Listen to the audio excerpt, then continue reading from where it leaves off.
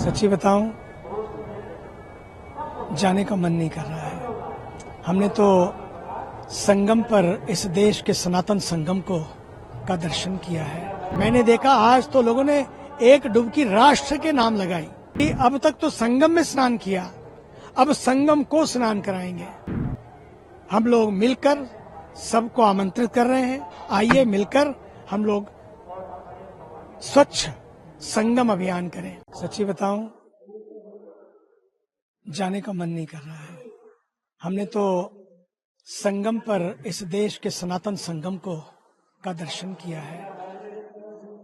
मैं तो इस देश की जनता का अभिनंदन करता हूं। क्या श्रद्धा है, क्या आस्था है, क्या लोगों का भाव है। और फिर साथ ही साथ सच तो ये है, हमारे देश के ऊर्जावान प्रधानमंत्री जी और आदरणीय योगी जी दोनों की साधना का वंदन करता हूं, क्योंकि इतने नेगेटिव, इतने नैरेटिव, इतनी तरह की बातें, उसके बावजूद भी 65 करोड़ से ज्यादा लोग स्नान कर चुके हैं और अभी भी चले आ रहे हैं लोग, चले आ रहे हैं, चले आ रहे हैं। लोग दंग हो गए। सारे जितने विदेशी रुके हैं वो कह रहे हैं ये हो क्या गया, दिस इज अमेजिंग। कमाल का भारत है, कमाल के लोग हैं। हमारे देश में तो ऐसा नहीं हो सकता। किसी को सोने की पड़ी नहीं है, किसी को खाने की पड़ी नहीं है, कोई भूखा भी नहीं गया और सब जहां सोने को मिल गया, जो खाने को मिल गया, जैसा मिल गया। लेकिन लक्ष्य क्या था? एक डुबकी, जस्ट एक डुबकी। वो डुबकी लगी और फिर मैंने देखा आज तो लोगों ने एक डुबकी राष्ट्र के नाम लगाई, एक डुबकी राष्ट्र के नाम लगाई और ये संकल्प लिया कि जैसे हम सब यहाँ पर स्वच्छता का दर्शन कर रहे हैं, अपने गांवों को भी ऐसा स्वच्छ बनाएंगे। कल हम लोग सवेरे स्नान के बाद पक्का किया है, मैं तो 2 दिन और रुक गया हूं, पूरी टीम को रोक लिया कि अब तक तो संगम में स्नान किया, अब संगम को स्नान कराएंगे। संगम को स्नान कराएंगे का मतलब है कि जितना भी कोई कुछ भी छोड़ गया है जाने से पहले, उस सारे इस क्षेत्र में हम लोग मिलकर सबको आमंत्रित कर रहे हैं, आइए मिलकर हम लोग स्वच्छ संगम अभियान करें। यहां से एक संदेश जाएगा कि हमें अपनी नदियों को, अपनी पवित्र जलधाराओं को प्रदूषण से मुक्त रखना है, भारत को पर्यावरण से युक्त रखना है, ज्यादा से ज्यादा पेड़ लगाने हैं, सिंगल यूज प्लास्टिक को बंद करना है, अपनी जल राशियों को प्रदूषित नहीं करना है। और संगम के तट पर, अरैल तो यमुना के तट पर है, अब यह भी संकल्प है।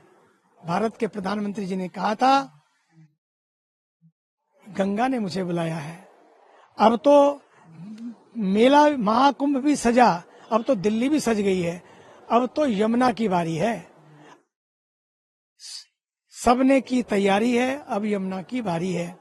यहां से यमुना के तट से यमुना मैया के लिए सब मिलकर ऐसा अभियान करें कि 1 साल के अंदर अंदर हमारे भारत के तपस्वी ऊर्जावान प्रधानमंत्री जी वहीं आकर यमुना जी की आरती करें और फिर ब्रज में यमुना जी की आरती हो।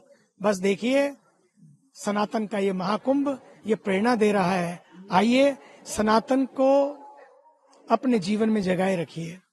हमारे संस्कार, हमारी संस्कृति, हमारे मूल्य, हमारी जड़ें, हमारा मूल, बस उससे जुड़े रहिए और मूल्यों को अपने जीवन में अपनाए रखिए।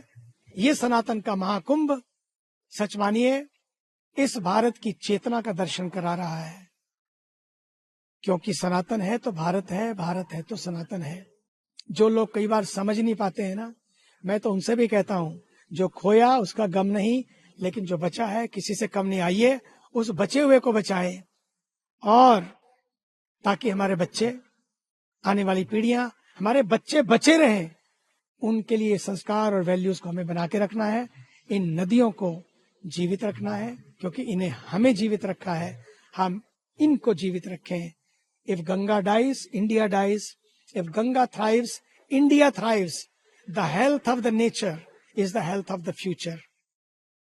सच तो यही है, the future of our nature is the nature of our future. बस इसी के तहत ही प्रकृति संस्कृति बचेगी तो संतति बचेगी। आइए अपने भारत को, महान भारत की यात्रा पर, इस महाकुंभ के पावन तट से, महाकुंभ तो पूर्ण हुआ लेकिन यात्रा अब शुरू हो रही है। भारत माता की जय।